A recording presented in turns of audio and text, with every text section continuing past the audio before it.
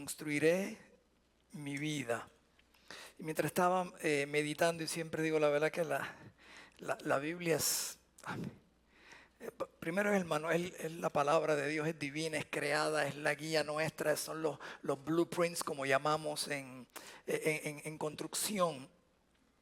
So, antes de finalizar una casa la que se compra, usted hace lo que se llama el walkthrough, ¿verdad? En inglés el walkthrough, en español es como donde va para asegurarse que todas las cosas que usted había planeado hacer en la casa, las medidas, todo esté bien hecho. Y eso es lo que estamos hablando hoy en día, repasar lo que hemos estado hablando todo este tiempo. Y la palabra de Dios como es específica, es tan específica que si me puse a meditar porque si usted usamos de excusa a veces si algún pastor, un líder, una familia o alguien falla, es como si Dios estuviera fallando, su palabra está fallando, es simplemente que el individuo que falla, porque es tan específica que cuando vamos al Antiguo Testamento, cada medida que Dios daba, cada color que Él mandaba a utilizar en el uniforme de sacerdote representaba ¿qué? Algo, aún el arca. Se la da a un agricultor para que construya un arca, pero con las medidas exactamente que tenemos en la palabra que la palabra de Dios. Entonces cuando hablamos de el hogar, ahí están todas las instrucciones en su palabra. Él fue el que comenzó no solamente el matrimonio, el hogar y lo fundó absolutamente ¿qué? Todo. Cuando hablamos del blueprint y de las copias, comenzamos en el Salmo 127. Si Jehová no edificare su casa, en vano trabajan los que le edifican. Y está contando ahí de qué te vale que te mates levantándote, trabajando, durmiendo, si realmente Dios es el que estaba el qué, el descanso. Continuamos, fuimos a Deuteronomio capítulo 6, donde hablamos entonces que el hogar no es una casa de entretenimiento, sino una casa de entrenamiento para que instruya a sus hijos en los caminos de ¿quién? De Dios. ¿Okay? Así como lo instruimos en nuestros hobbies, eso no hay nada malo con entretenimiento, sino simplemente que a través de eso es que el entrenamiento, porque hay una cosa segura, ¿okay? Aquellos que les gustan los deportes, ¿okay? Hay una posibilidad de que tu hijo nunca llegue a las grandes ligas, bien grande. No tengo las estadísticas, pero de cada 100 personas que firman, oigan esto, que firman para que son tan buenos que dicen, este tiene potencial para llegar a las grandes ligas. ¿Ok? De cada 100 solamente ¿qué? 2 llegan. Eso no quiere decir que se queden o que sean estrellas o que jueguen regularmente, pero que llegan. ¿Por qué digo esto? Porque, by the way, esa es la estadística más grande, es la de béisbol. Si hablas ya del fútbol americano y del baloncesto, yo no sé en cuántos millones. No, ¿por qué menciono esto? Porque no hay nada malo con entretenimiento, pero lo más seguro es que un día tus hijos van a estar en la presencia de ¿quién? De Dios. Y la única pregunta que le van a hacer, ¿fuiste a la iglesia? ¿Fuiste protestante? ¿Fuiste bautista? ¿Fuiste carismático? No. ¿Qué hiciste con quién? Con Jesucristo. En Deuteronomio 6 nos habla entonces a los padres y al hogar de nuestro trabajo primordial, concluyendo con Salmo 127, que dice que nuestros hijos serán ¿qué? Como flechas. Como flechas, ¿se tira alguna una flecha? ¿Verdad? Entonces, ¿cómo usted lo estira para apuntar eso? Creo que lo están dirigiendo hacia Dios. La salvación es personal. Los hijos no se convierten porque Dios no tiene nietos ni bisnietos. Dios tiene ¿qué? Hijos. Eso es algo personal. Entonces, nuestro trabajo es tratar de dirigirlos ¿a quién? A Dios. Después le hablamos a los matrimonios y hablamos de que cuando se unen y serán que una sola ¿qué? Carne, uno solo. Eso es un equipo, ¿ok? Uno físicamente, uno emocionalmente y uno ¿qué?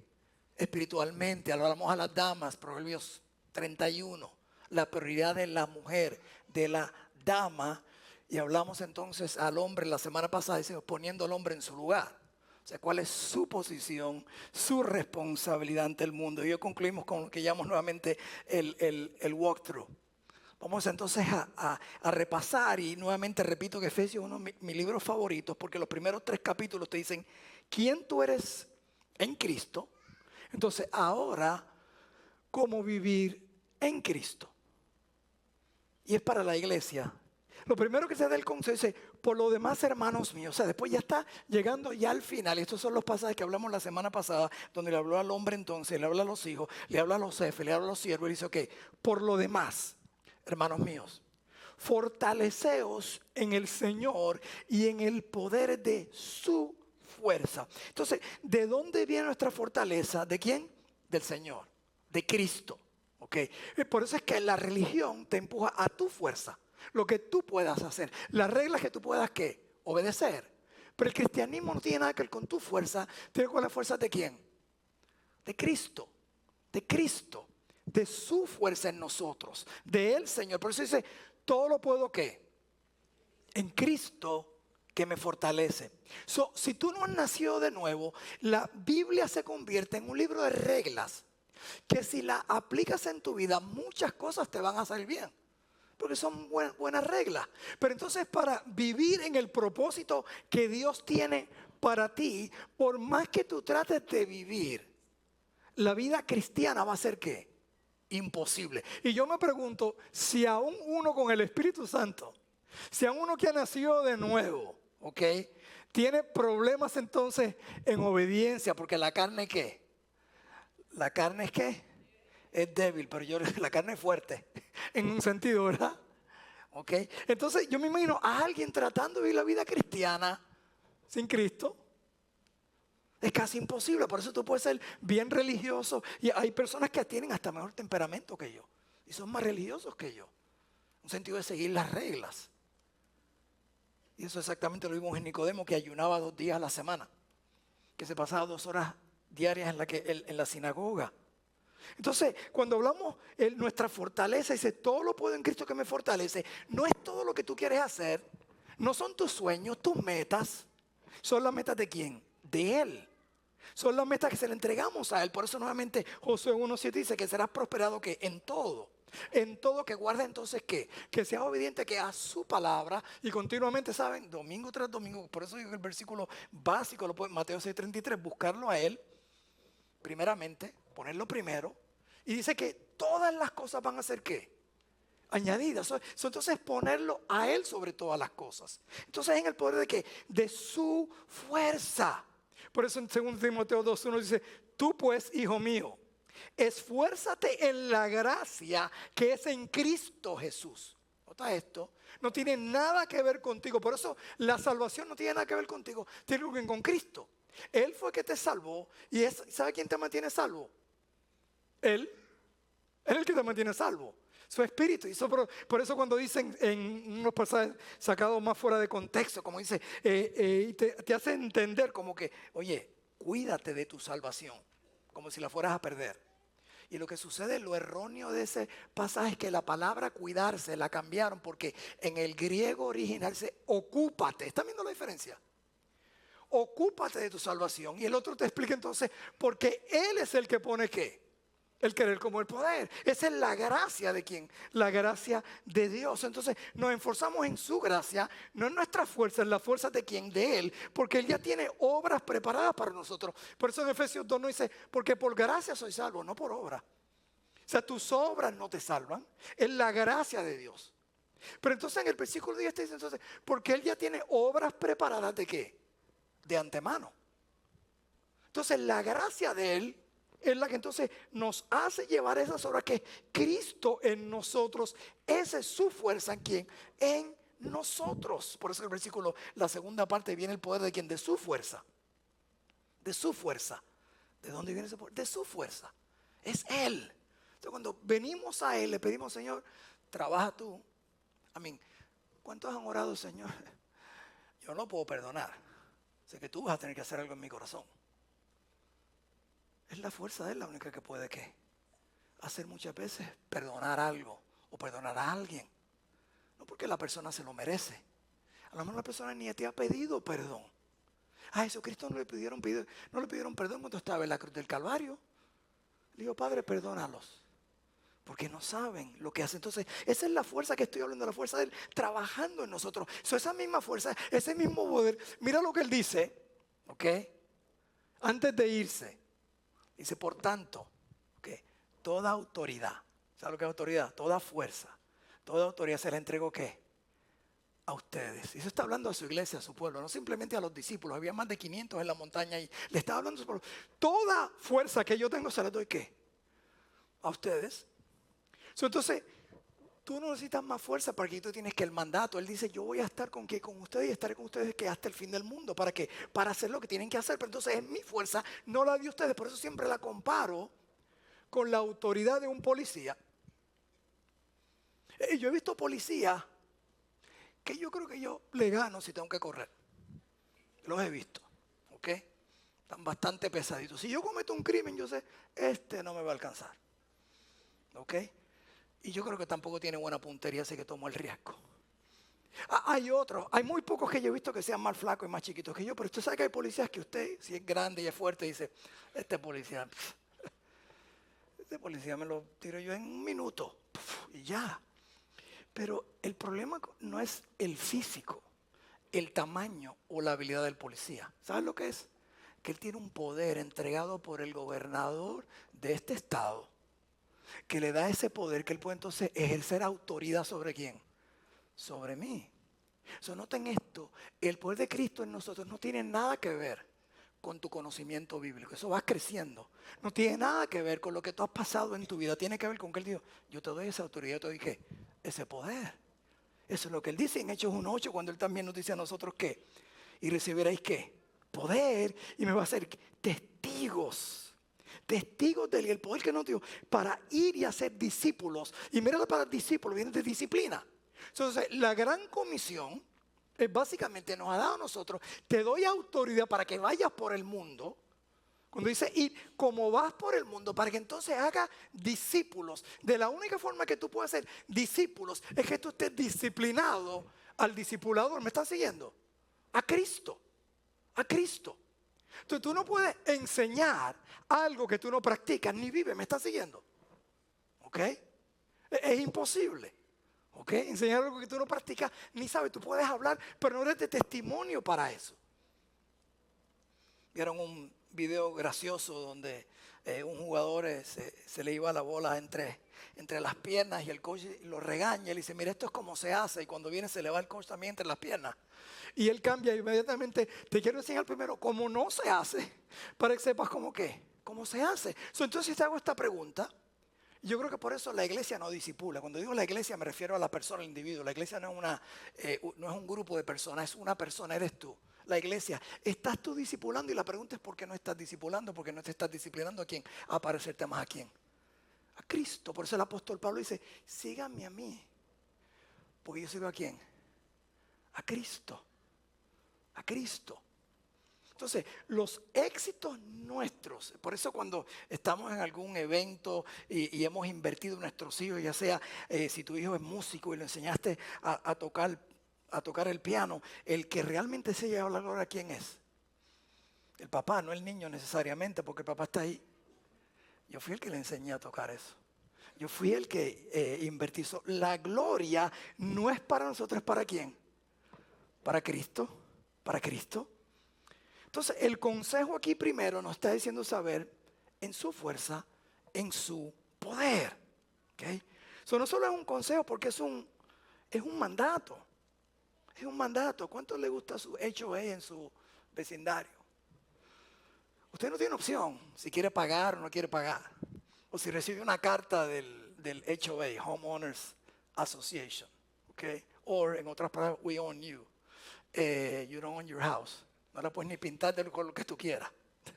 Te están diciendo básicamente. A veces tomamos la Biblia y nos llega, es como si nos llega una carta del HOA. Yo no voy a hacer esto, a mí no me gusta ese color. Yo quiero mi casa que se pinte de limón y limón verde. Tan verde que cuando tú pasas por el lado se te aguan los ojos. Las he visto, ¿verdad? Por eso existen yo creo que los HOAs. Pero tú no tienes opción. A veces cogemos la Biblia como si tuviéramos una opción de que no me gusta esto, me gusta más este otro versículo. Y lo sacamos fuera de contexto para añadir y dar excusa a lo que nosotros queremos hacer. Dice el mandato, vestíos entonces, ¿verdad? De toda la armadura de Dios, para que podéis estar firmes contra las acechanzas de ¿quién? del diablo. So, vestidos aquí no es una sugerencia. Usted se imagina sus hijos, y he escuchado esto en el pasado, que yo no sé, pastor, pero a mi hijo como que no le gusta ponerse ropa. ¿Ok? Eso no es una sugerencia. Usted dice, tienes que ¿qué? Que vestirte. Tienes que ponerte algo para salir ¿qué? Afuera. So, cuando dice vestido, no es una sugerencia. Eso así como nos vestimos todos los días, dependiendo del lugar donde vamos, la temperatura, el tiempo, si hay lluvia, si hay soleado. So, de igual manera nos estamos vistiendo porque para el cristiano diariamente salimos y va a ser una batalla espiritual. Es más, a veces no tienes que levantarte de la cama y ya tu esposa o tu esposo te dio un codazo. So, ya empezó la batalla, aunque sea sin querer o cualquier cosa. Es una batalla espiritual. Estamos caminando en un mundo que le pertenece ¿a qué? Al enemigo. Entonces no es una sugerencia. Por eso dice, para que puedan estar ¿qué? Firmes, estén victoriosos al final del día. Entonces primero tenemos un problema. Y este es el primer problema. Para poder estar listos de nuestras propias tentaciones. Nosotros le damos más crédito al diablo que el que lo se merece. Hermano, mira lo que dice Santiago 1:14. Sino que cada uno es tentado cuando de su propia concupiscencia es atraído y seducido. Yo necesito al diablo para que me haga pecar. Y el pecado está en mí. Si mi esposa me ofende, la carne ya está ahí. Porque ¿cuál debe ser mi primera reacción en la carne? Responderle ¿qué? Para atrás. Actuar en la carne ya está en mí, ya esos deseos carnales son naturales en nosotros cuando nos levantamos. Entonces, para estar listo, ya sé que la concupiscencia está en nosotros. Por eso, 1 Corintios 10:12 nos dice así que el que piensa estar firme, mira que no caiga. No nos ha sobrevenido ninguna tentación que no sea humana, pero fiel es Dios que no nos dejará ser tentados más de lo que podéis resistir. Voy a cansar para resistir porque hablaré eso más adelante. Sino que dará también juntamente con la tentación la salida para que podáis ¿qué? Soportar. Entonces, el primer enemigo de seguir a Dios, ¿sabe quién es? Nosotros. Es nosotros. Porque en la carne yo tengo mis metas. Yo quiero mis cosas. Yo creo que esa persona merece ser ofendida porque mira cómo me ofendió. Amén. No lo digan amén, pero está bien. Okay. Pero me están siguiendo. Eso es lo que ya está en nosotros. Entonces, el segundo enemigo es el enemigo. Y aquí lo dice en su palabra. Nuevamente estamos yendo por el blueprint, ¿verdad? Por las asechanzas del diablo. Contra las asechanzas del diablo. Nota esto. Cuando tú no eras convertido y si no eres convertido, tú no tienes que preocuparte por las asechanzas del diablo. Y lo digo con todo respeto y perdón, no hay ninguna diferencia en el sentido humanamente hablando de un cristiano o no cristiano. Yo no soy cristiano porque soy mejor que nadie, al contrario, yo soy cristiano porque reconozco lo malo que soy. ¿Me están siguiendo? Delante de un Dios santo y perfecto.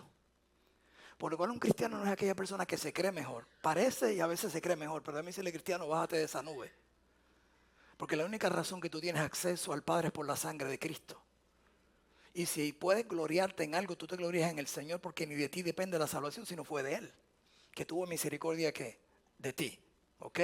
Entonces, ¿por qué digo esto? Por si hay alguien que no conocía a Cristo y dice, ¿quién se cree este? No, yo no estoy diciendo nada. Simplemente que tú perteneces al equipo del enemigo. Con todo respeto. Eso lo dice la Biblia. ¿Ok? No lo digo yo. Entonces, ¿qué significa? Como perteneces al equipo del enemigo, pues entonces tú eres parte de lo que Él quiere hacer. Él no tiene que convencerte a ti porque that's where you are, ahí es donde estás. Entonces está hablándole a la iglesia este pasaje. ¿Qué le estás echando a quién? A los hijos de Dios. Él quiere atacarnos a nosotros porque quiere que hacernos caer, quiere hacernos fallar para que traigamos vergüenza. Por eso dije al principio que si tú ves a algún líder, aún yo mismo alguna vez fallar, la culpa no es de la Biblia ni de Dios. ¿Es de quién? Mía, ¿por qué? Por no seguir lo que dice la palabra de Dios. Dice la Biblia que en la lluvia cae tantos ¿para qué? Para los santos como para los no santos. Entonces Él nos está acechando, Él nos quiere atacar a quien a nosotros. Por eso Él dice, sed sobrios y velad, porque vuestro adversario el diablo como león rugiente anda alrededor buscando a quien devorar. La palabra sobrio es estar despierto, estar templado, alguien que es moderado, no influenciado. Por eso usualmente se usa la división entre alguien que está sobrio y alguien que está borracho.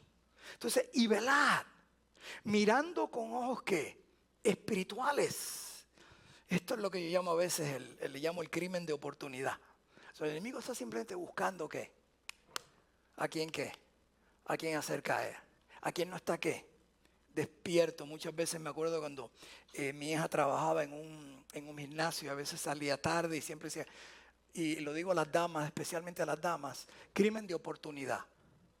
Primero, sal de tu tienda o de tu estés en lugar y mira qué, your surroundings, alrededor. Y pon tu celular en la cartera. Y no vayas así caminando, porque lo único que necesita alguien que esté velando, está velando el que es qué. Que esté despistado. Simplemente, la persona dice, voy a atacar a aquella persona específicamente, no voy a atacar a quien esté quién. A quien no esté qué, mirando.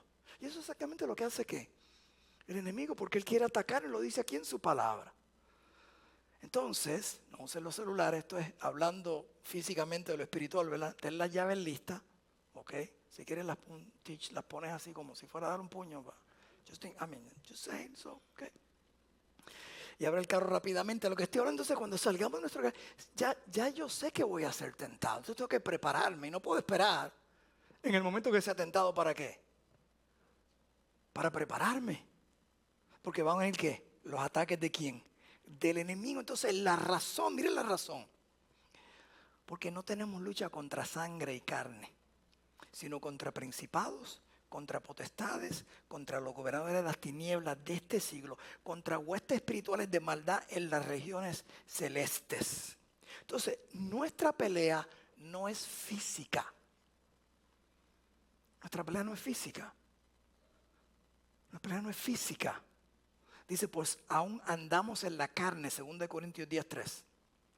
No militemos según la carne, porque las armas de nuestra milicia no son carnales, sino poderosas en Dios para la destrucción de la fortaleza, derribando todo argumento y toda altivez que se levanta contra el conocimiento de Dios y llevando cautivo todo pensamiento a la obediencia a Cristo. Entonces, como es espiritual, como no es físico, empieza con lo intelectual, con tu mente. Y le está diciendo que cuando vengan esas decisiones, esas situaciones en tu vida, tú traigas todo pensamiento y lo traes ¿a quién? A Cristo y a su palabra. Cristo, ¿qué tú dices al respecto de esto? ¿Qué tú piensas de esto? ¿Cómo yo debo entonces actuar? Y miren lo triste, lo poderoso que es un pensamiento. Lo poderoso que es un pensamiento. Toma y dependiendo, no lo iba a decir, pero tengo los doctores aquí, se me pueden corregir, tantos días, pues 40 días sin comer, tantos días, 5 o 6 días sin agua. Dice, sí, man. Dependiendo también, porque algunos tienen su propio refrigerador, pero, tantos días o tantos minutos sin aire, dependiendo también, pero un segundo sin esperanza. Es donde alguien viene que quita ¿qué? Su vida, un pensamiento, fíjese, un pensamiento que fue ahí en nuestra mente, y note esto, un pensamiento te lleva a una acción. Una acción te lleva a un hábito, y un hábito deja tu legado. ¿Sabes dónde todo comenzó? Nadie nunca dijo, ¿sabes qué? Cuando yo sea grande yo quiero ser el adicto más grande de mi país, el borracho más grande del pueblo, el asesino más grande de mi nación. ¿Sabes con qué empieza? Un pensamiento erróneo. Esto no es tan malo. Y empieza entonces ese pensamiento, se convierte en acción y eventualmente se convierte ¿qué? En un hábito. Y eventualmente, ¿sabe qué? Ese es Julito el borracho. Espero que no haya Julito aquí, por si acaso. Julito el borracho. Fíjate, ya no es Julito, ya es Julito el qué. ¿Y empezó con qué? Con un pensamiento. So, traer todo pensamiento que cautivo. ¿No dice? Proverbios 4:23 dice, guarda el corazón porque del qué mana la vida. No te dice, guarda tu físico, guarda tus finanzas, guarda tu matrimonio, guarda tu estatus. ¿Qué te dice? ¿Guarda qué? Porque del qué mana la vida. Y ese se llama el ministerio de guardar tu corazón, porque empieza con todos esos pensamientos erróneos. Pero cuando habla del corazón no está hablando de aquello que late y corre nuestra sangre. Está hablando de lo intelectual, de lo que lleva a emoción, porque entonces el corazón se agita por lo intelectual. ¿Me están siguiendo? A veces por lo físico, pero realmente te está hablando, porque de él mana la vida, porque de aquí es que sale ¿qué? Todo. Entonces empieza con la mental, traes todo pensamiento cautivo entonces a él, porque de ahí entonces que va a salir la vida. Entonces entendemos que ya nuestro problema no es físico, es que es espiritual. Entonces nuestra pelea espiritual es sino contra principados, contra potestades, contra los gobernadores de esta tiniebla y de este siglo. ¿Quién es el gobernador de este siglo? ¿Quién? El diablo, Satanás. Pero vean esto, ¿quién lo escogió? Nosotros. Hago una votación y decidimos escoger a quién. Al diablo. Desde el comienzo, Eva dijo, yo me voy con el diablo. Ya Adán dijo, pues yo me voy con Eva. Y así empezó ¿qué? Todo por comer saludable. Sí, comer saludable, ¿es cierto o no es cierto? A mí no le dieron, viste, no, tranquilo, bueno. Pero fruta. Pero entonces decidieron, y no solamente eso, si usted ve el Antiguo Testamento, es increíble, pero es increíble hoy día para nosotros que tenemos toda la Biblia. Ellos ni tenían la Biblia.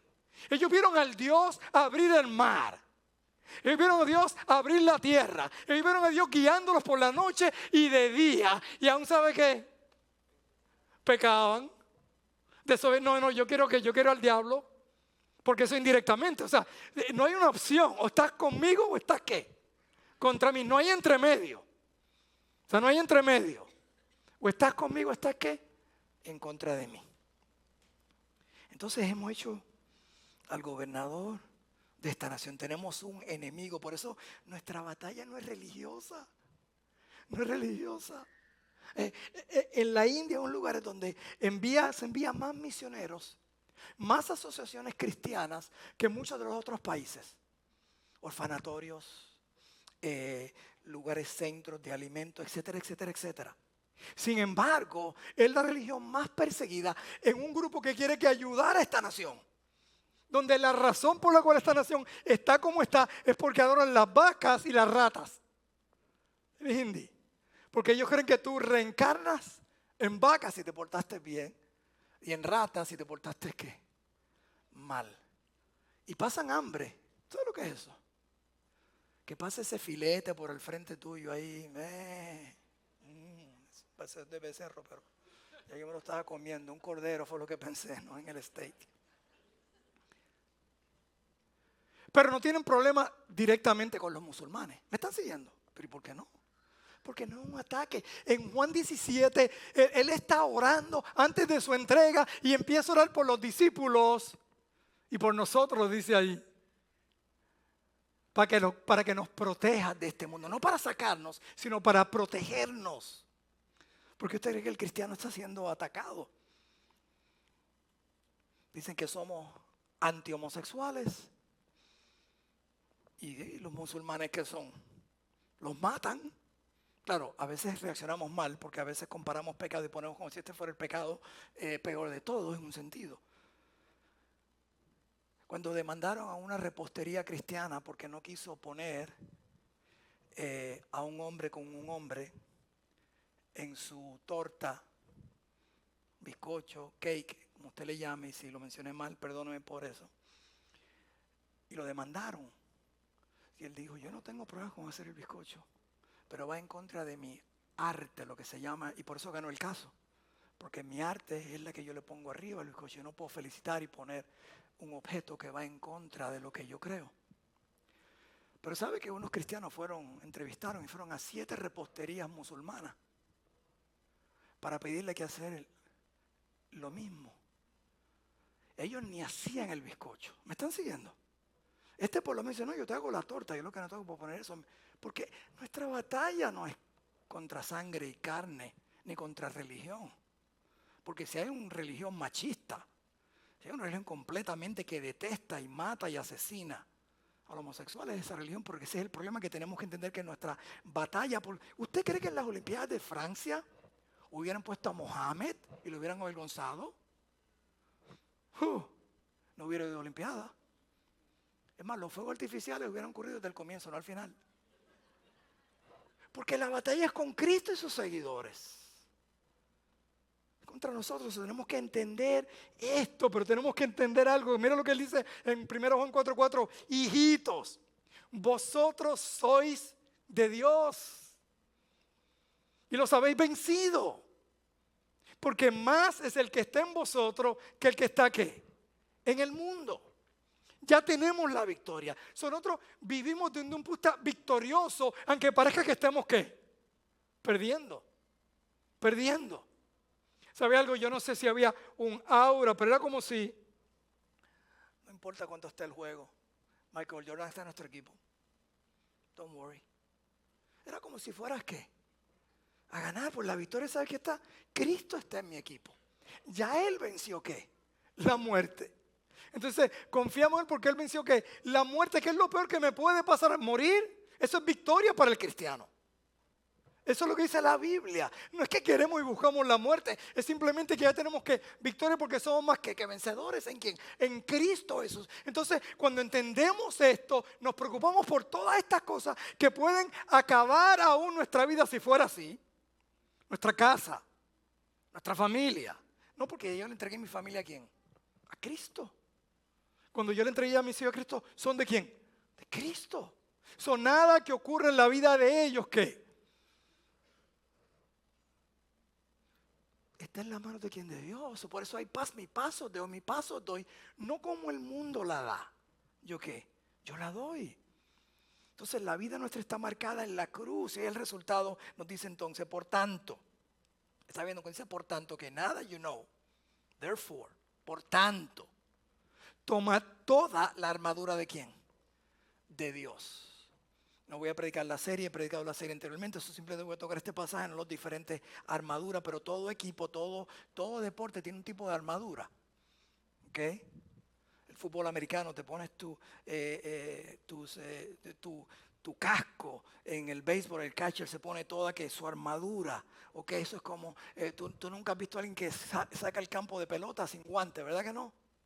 Tiene su armadura completamente. No se pone sneakers o tenis que no tengan clavos para poder correr bien tu armadura. Entonces dice, ponte toda armadura. En el fútbol, el otro fútbol, te pones, ¿cómo se llama lo que se pone aquí? Canillera, ¿verdad? Okay. Canillera.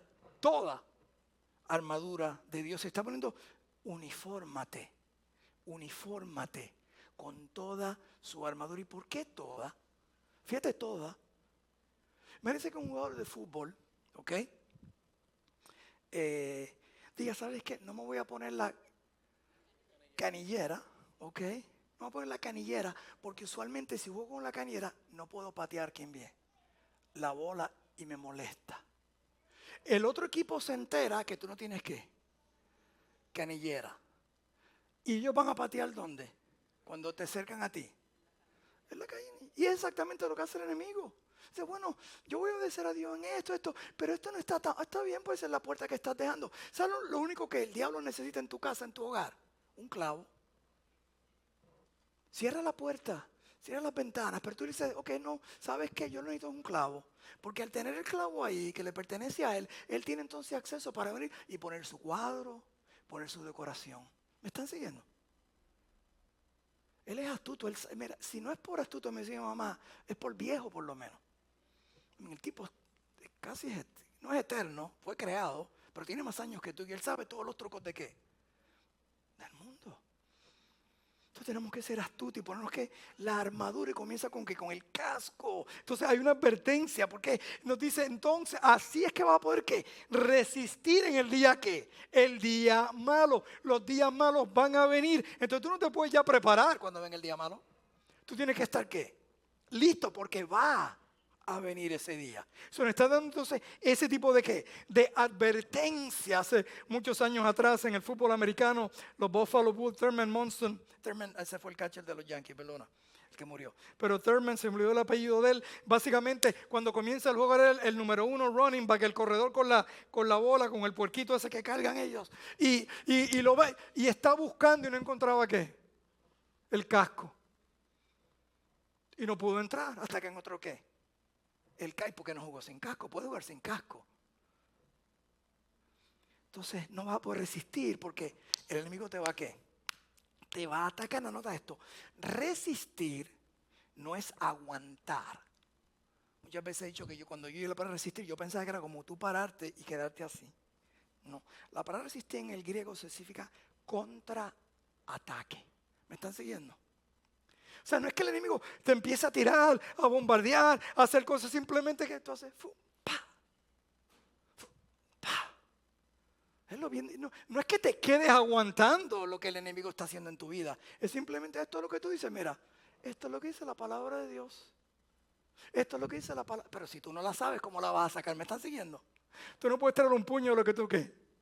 Lo que no tienes es su palabra. Entonces, ¿qué? En nosotros hay dos de mis boxeadores favoritos. Uno se llamaba Cassius Clay, que después el pobre, Muhammad Ali.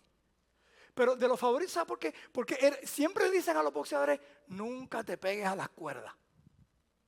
Porque cuando te cogen las cuerdas en la esquina, ahí es que viene él, y usted lo ha visto en boxeo, ahí se aprovechan. Pero había dos boxeadores que eran tremendos. Primero, Muhammad Ali, el otro se llamaba Wilfredo Benítez, campeón a los 17 años de edad de mi pueblo, Puerto Rico, o de uno de mis pueblos, Puerto Rico. 17 años de edad, Colombia no se enoje, le ganó el colombiano Kirpan Belé por si acaso. Pero vamos a dejarlo ahí. O sea, le llamaban el radar porque él podía acostarse en la soga. Lo que te dicen todo, coach, no te metas en la soga. Sí, yo conozco a Roberto también. Pero Esteban de Jesús le ganó. Vamos a dejarlo ahí. A mano de piedra, por si acaso. Sí, no hablamos de la segunda y la tercera pelea, eso es del diablo. Esteban era de Jesús en la primera pelea. Se acostaba en su soga y tú le podías tirar y te podía dar. Bueno, yo no sé cuál es el problema que tú estás pasando en tu vida. Pero cuando tú tienes la palabra de Dios y tú crees que el enemigo te tiene en la soga, tú puedes entonces, ¿qué? Responder. Dice, mía es la victoria y yo sé quién ganó. ¿Y sabes lo que es bueno cuando están en un ring de boxeo? El boxeador nunca tira la toalla. ¿Sabe quién tira la toalla? El coach. Tú te quedas ahí. Y hasta que Cristo no tire la toalla, tú dices, ¿sabes qué? You can do it. You can do it, pero no por tu fuerza. No por tu agilidad. Yo soy el coach. Yo te enseñé. Tú estás preparado ¿para qué? Para esa batalla. Pero no importa cómo sean esos 14 rounds. Ya los bajaron a 2. No aguantaban como antes. No importa cómo bajen esos 11 rounds. Al final, tú vas a ser ¿qué? Más que victorioso. Porque nuestro coach es ¿quién? Es Cristo. Entonces resistir es nuestra esperanza. Y habiendo acabado todo, estar ¿qué? Firmes. Firmes. Yo no sé lo que este año, lo que va a ocurrir en mi vida, en la familia, no sé. Pero en Cristo Jesús, sé que soy más que victorioso. Voy a estar parado al final. Dice el apóstol Pablo realizando aquí las especificaciones que Dios tiene en nuestra guerra espiritual. Y él concluye, brinco no el uniforme, porque no habla del uniforme, el versículo 18 dice, orando en todo tiempo. ¿Oyeron eso? Orando en todo tiempo, con toda oración y súplica en el Espíritu, y velando en ello con toda perseverancia y súplica por todos los santos, y por mí, a fin de que al abrir mi boca me sea dada palabra para dar a conocer el denuedo, el poder del misterio del Evangelio, por el cual soy embajador en cadenas, que con denuedo, o sea, con poder, hable de él como debo ¿qué? Hablar. Esa oración debe ser nuestra oración. Primeramente, en todo tiempo en comunicación ¿con quién? Con Dios. Es bien difícil pecar cuando estás hablando con Dios, ¿verdad que sí? Señor, ayúdame, mira esta situación, Señor. ¿Y esa comunicación constante con quién? Con Dios. Y en el Espíritu, ayúdame.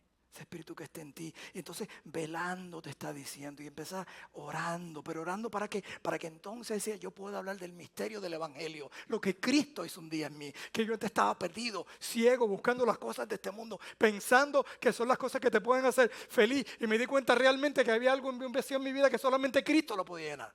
No una religión, ese es el Evangelio. Y entendí que Él murió, pagó por mis pecados y que está haciendo un lugar en el cielo por mí. Y que mientras esté aquí va a estar conmigo, no importa las noticias legales, de doctores, lo que fuera, Él está contigo. Él no te va a dar ni te va a desamparar. Él es más que victorioso dentro de tu situación. Ese es el evangelio. ¿Y sabes qué? Tú y yo somos embajadores. Un embajador es alguien que vive en una nación extraña, enviado por otra nación, y es representante de su nación o de la nación local, porque es enviado.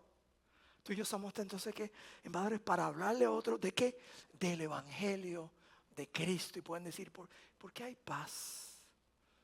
Aún con esta noticia, porque mi poder, mi fuerza no son mías, son de Cristo. Y voy a estar firmes. Pero ¿sabe qué?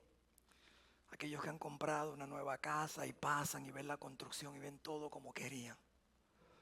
Le tienen todo específicamente como iba a ir. Esa casa hay que limpiarla diariamente. Se llama santificación. You have to clean it. Sed santos porque yo soy santo. Limpieza diaria. Y así bonita como se ve, hay reparaciones que hacer. Dice, prosigo a la meta, las cosas se rompen, hay que arreglarlas. Yo tengo la habilidad de no arreglar nada, así que tengo que llamar a profesionales. Estas manos no se hicieron para arreglar nada, sino para pasar las páginas de la Biblia. Y sabe también, hay decoraciones, ¿verdad? Porque tú no la puedes dar así, ¿ok? Tienes que ponerle algo, tienes que ponerle como tu toque, your touch, ¿ok? Dice, mirad pues con diligencia cómo andáis, cómo vivís, no como dices, como sabios. Qué pintura, qué cuadros, qué muebles, qué electrodoméstico. Y noten esto, que nuestro hogar debe ser un lugar donde Jesucristo pueda vivir. Yo me puse a pensar en eso. Y durante el juego de anoche dije, wow, podía estar Cristo al lado mío en varios de esos fallas que hicieron los Knicks ahí, que no metían ni una. Cristo podía estar al lado mío viendo el juego. Yo creo que sí, porque y estuviera triste también porque él debe ser fanático de los Knicks. Obviamente el enemigo estaba con el otro equipo y lo referí, pero es otro. Espiritualmente no puede Jesús vivir porque Él es el inspector. Él es el que viene y chequea a ver si, mira, este aire acondicionado no tiene las toneladas suficientes, ¿verdad, Josué? Que debe tener para este tipo de tamaño de la casa, etcétera, etcétera, etcétera. Él es el inspector. Todo se puede ver muy bonito, pero él que va a inspeccionar ¿qué? Todo. Mi pregunta es, ¿pasa tu hogar inspección? ¿Tú necesitas remodelación? And that's okay. O sea, hay casas, tú sabes, y cuando tú ves HGTV, Home Garden TV, estas casas que dicen, mira, lo que tienes que tumbar esta pared y hacer esto y poner la casa como tú quieres. Pero cuando empiezas a romper paredes, ¿qué sucede? ¿Ah? Te encuentras con, yo no sabía que esto no se podía romper, o yo no sé, empiezan los problemas. ¿Sabes qué? Pero lo bueno de esto es que Cristo rompe las paredes y Él arregla lo que hay que arreglar. No importa cómo está tu casa en el pasado. Y lo más que me gusta básicamente es cuando tú has ido a las casas modelo, ¿verdad? Y si la construyes cuando ves, pero no queda igual, ¿no? Como que no se ve igualito, ¿verdad? Es porque los muebles que ellos escogen, los cuadros que ellos ponen, aún los extras que ellos ponen. Pero esa vez en nuestra casa un modelo para quién? Un modelo para que la gente que entre y ve diga, wow, esta es una casa de Dios. Imperfecciones, no hay casa perfecta. Pero es una casa donde yo sé que Jesús mora, donde se le busca diariamente, donde se limpia espiritualmente uno diariamente, todas esas decoraciones, donde no solamente tus hijos juegan, pero son entrenados a enseñarle quién es Dios, su Creador, y Cristo, el Salvador. Y así entonces tendremos un hogar renovado. Padre, gracias por tu palabra. Gracias porque ella es viva y es eficaz. Gracias que tú nos diste un manual para nuestras vidas, Señor. Padre, y te pido si hay alguien aquí en este lugar que no tiene esa seguridad de te conoce a ti. 100% que tú le hables a su corazón, que pueda venir y decir, Señor, yo no estoy segura de que te conozco. Ayuda a mi vida, ayuda a mi hogar. Porque mi hogar es de individuos. Ayúdame a mí, trabaja en mí. Que otros vean a Cristo en mí. Me arrepiento de mis pecados, de mis faltas. Y te hago hoy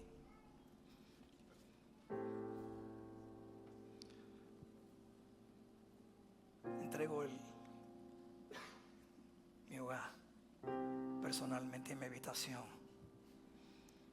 para que tú vivas en mí. Gracias. Me arrepiento, Señor. Rompe paredes en mi vida que tienes que romper. Haz los arreglos que tengas que hacer, porque tú eres un inspector perfecto. Si es tu oración, tú levantarías tu mano y mirando, todos orando. Esa oración hoy día la entregué a mi vida a Cristo. Yo quiero que Él sea la cabeza de mi hogar, de mi casa. Te bendiga. Pero también hay personas, pastor, yo le entregué mi vida a Cristo.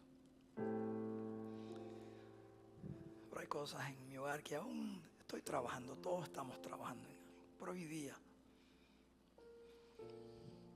a él no le gusta cómo yo uso la cocina, la nevera, el televisor, mi habitación. Yo te pido hoy día que Él venga y renove todo, que Él haga lo que tenga que hacer, Señor. Él es el experto.